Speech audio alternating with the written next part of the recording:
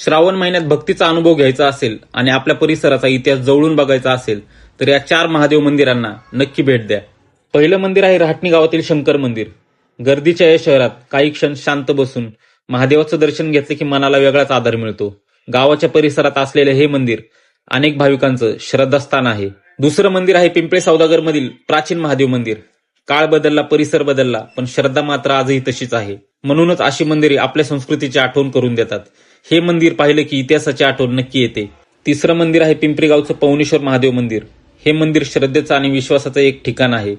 कारण देवळात आपण फक्त दर्शन घ्यायला जात नाही, कधी मनाला आधार मिळावा म्हणूनही जातो. आणि चौथं मंदिर आहे डबलेश्वर महादेव मंदिर. हे मंदिर काळेवाडी फाट्यापासून काहीच अंतरावर आहे. या मंदिरात गेल्यावर मनाला वेगळीच ऊर्जा मिळते.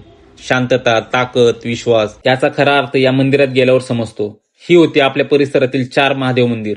यापैकी तुम्ही कोणत्या मंदिराचं दर्शन घेतलं आहे कमेंटमध्ये नक्की सांगा. आणि तुमच्याही परिसरात एखादं सुंदर मंदिर असेल त्याचा फोटो कमेंटमध्ये नक्की शेअर करा. धन्यवाद भावांनो, काळजी घ्या.